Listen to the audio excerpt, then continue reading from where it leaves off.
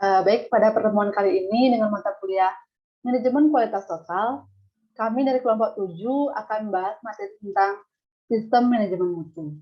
Baik, sebelum itu izinkan kami memperkenalkan anggota kelompok kami.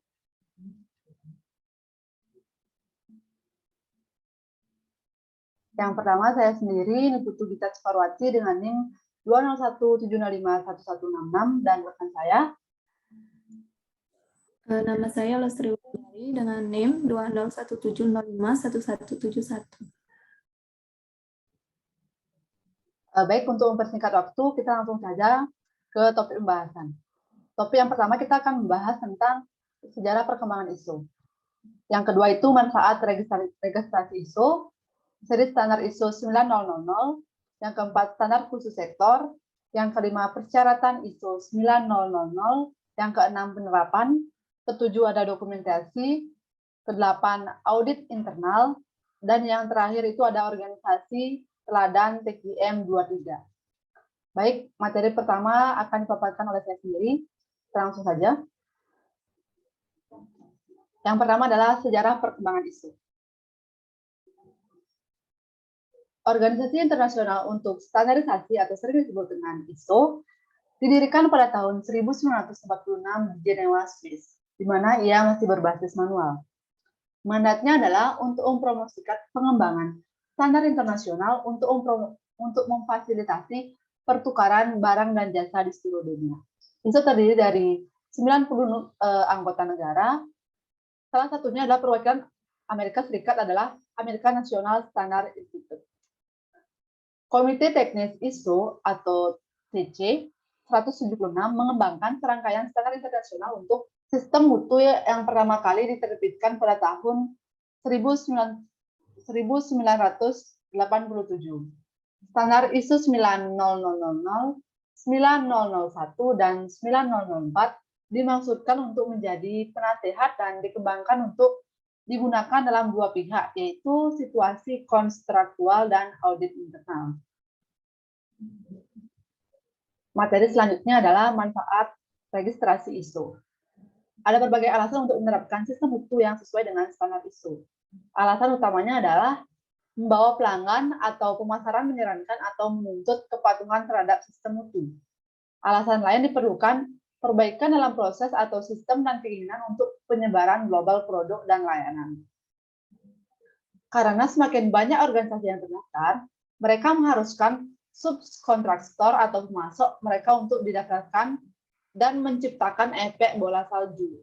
Akibatnya, untuk mempertahankan atau meningkatkan pangsa pasar, banyak organisasi menemukan bahwa mereka harus sesuai dengan standar ISO. Manfaat internal yang dapat diterima dari pengembangan dan penerapan sistem mutu yang terdokumentasi dengan baik dapat jauh lebih besar daripada tekanan eksternal. Baik, selanjutnya adalah seri standar ISO 9000. Yang pertama itu ISO 9000-2005. Sistem manajemen mutu, dasar dan kosakata membahas konsep fundamental yang terkait dengan sistem manajemen mutu dan menyediakan terminologi yang digunakan dalam dua standar lainnya. Yang kedua itu ISO 9001-2008, sistem manajemen mutu, persyaratan adalah standar yang digunakan untuk pendaftaran dengan menunjukkan kesesuaian manajemen mutu kepada pelanggan, peraturan, dan persyaratan organisasi itu sendiri. Dan yang terakhir itu ISO 9004 pada tahun 2000. Sistem manajemen mutu, pedoman untuk meningkatkan kinerja, memberikan pedoman yang dapat digunakan organisasi untuk menetapkan sistem manajemen mutu yang berfokus pada peningkatan kinerja. Yang selanjutnya adalah standar khusus sektor. Yang pertama itu AS 9100. Sistem mutu industri kedirgantaraan ini secara resmi dirilis oleh Society of Automotive Engineer pada Mei 1997. ISO atau TS 16949, standar ini diberi judul dengan sistem kualitas pemasok otomotif atau persyaratan khusus untuk penerapan ISO 9001. Yang terakhir itu adalah TL 9000 Keunggulan kualitas untuk masuk forum telekomunikasi, menulis TL 9000 untuk dikonsolidasikan berbagai persyaratan sistem mutu dalam industri telekomunikasi. Di sini ada pun persyaratan ISO 90091,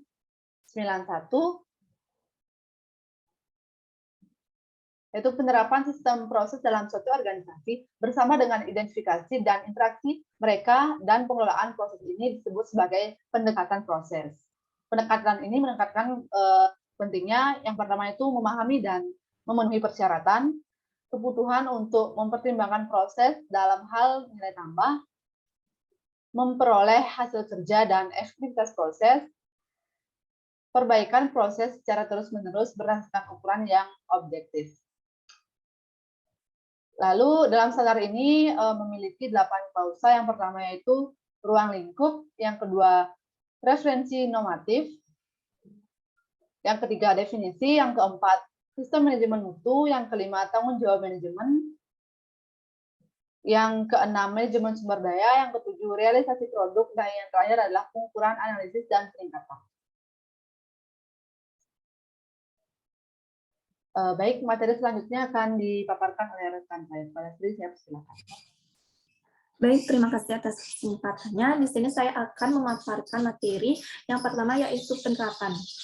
Di mana penerapan ini yang pertama meliputi komitmen manajemen puncak. Langkah terpenting dalam penerapan sistem mutu yang akan memenuhi atau melampaui standar ISO 9000 adalah untuk memperoleh dukungan penuh dari manajemen atas. Yang kedua, menunjukkan perwakilan manajemen.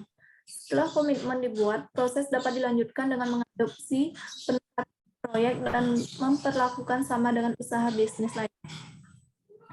Yang ketiga, kesadaran. Langkah ini membutuhkan program penyadaran karena proses akan mempengaruhi setiap anggota organisasi serta membutuhkan masukan mereka. Maka, masuk akal bahwa setiap orang harus memenuhi sistem mutu. Yang keempat, menunjuk tim pelaksana. Setelah semua orang diberitahu tentang niat organisasi untuk mengembangkan sistem mutu, tim pelaksana harus dibentuk. Next.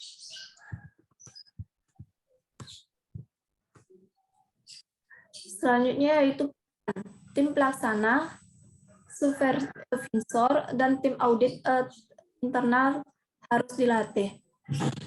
Selanjutnya jadwal waktu. Kegiatan ini mengembangkan jadwal waktu untuk mengimplementasikan dan registrasi sistem. Jangka waktu ini akan bervariasi tergantung pada ukuran dan jenis organisasi dan tingkat sistem mutu yang ada. Selanjutnya pilihan pemilik elemen. Tim implementasi memilih pemilik untuk setiap elemen sistem. Banyak dari pemilih ini akan menjadi anggota tim implementasi. Selanjutnya, tinjauan sistem saat ini. Melakukan review sistem mutu saat ini, salinan semua manual mutu, prosedur, instruksi kerja, dan formulir yang saat ini digunakan diperoleh. Next.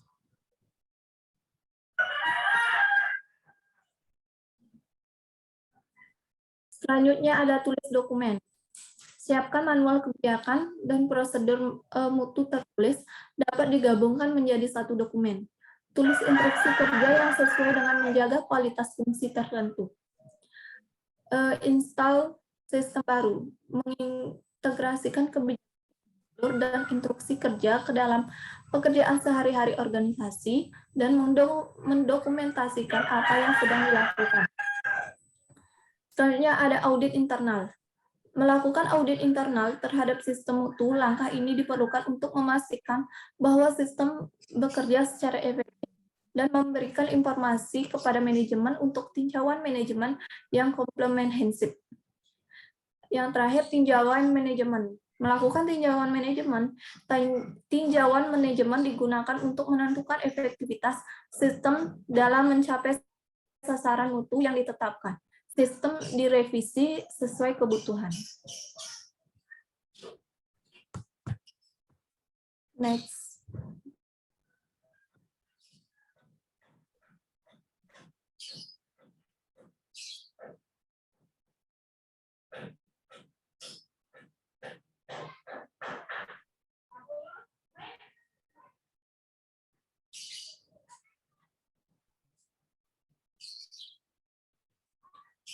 Materi selanjutnya yaitu dokumentasi. Sistem mutu adalah metode yang digunakan untuk memastikan bahwa tingkat kualitas suatu produk atau layanan dipertahankan. Dokumen sistem dapat dilihat sebagai hierarki yang berisi 4 tingkatan seperti yang ditunjukkan pada gambar. Semua dokumentasi bergerak pada satu tingkat ke tingkat berikutnya. Yang pertama ada aturan. Aturan yaitu tingkat pertama dokumentasi adalah manual kebijakan. Yang kedua ada prosedur. Tingkat kedua dari dokumentasi adalah prosedur kualitas. Ketiga instruksi kerja. Instruksi kerja biasanya berorientasi pada departemen mesin, tugas, atau produk dan menjelaskan bagaimana suatu pekerjaan akan dilakukan. Yang keempat ada catatan. Catatan adalah cara mendokumentasikan bahwa kebijakan, prosedur, dan instruksi kerja telah diikuti. Yang kelima ada pengembangan dokumen. Meskipun dokumentasi diperlukan oleh sistem, tujuan terpentingnya adalah memberikan pedoman untuk manajemen mutu internal. Yang terakhir adalah menulis dokumen. Pemikiran dasar yang perlu diingat saat menulis dokumen adalah menciptakan kesadaran dari kerumitan. Next.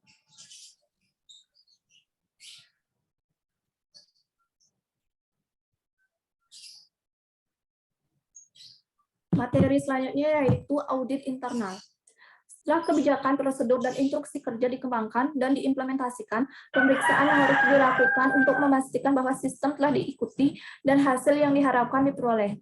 Kegiatan ini dilakukan melalui audit internal yang merupakan salah satu elemen kunci dari standar ISO 9000. Semua elemen harus diaudit setidaknya sekali per tahun dan berapa lebih sering tergantung kebutuhan. Yang pertama ada tujuan. Tujuan ini meliputi tentukan bahwa kinerja aktual sesuai dengan sistem manajemen mutu yang didokumentasikan. Yang kedua, memenuhi kegiatan tindakan korektif dan menanggapi kekurangan. Yang ketiga, menindaklanjuti item ketidakpatuhan dari audit sebelumnya. Keempat, memberikan perbaikan berkelanjutan dalam sistem melalui umpan balik kepada manajemen. Yang kelima, menyebabkan audit memikirkan prosesnya sehingga mendorong kemungkinan perbaikan. Yang kedua, pemeriksaan. Audit harus dilakukan oleh individu yang memenuhi syarat yang telah menerima pelatihan tentang prinsip dan prosedur audit. Program pelatihan tersedia dari beberapa lembaga.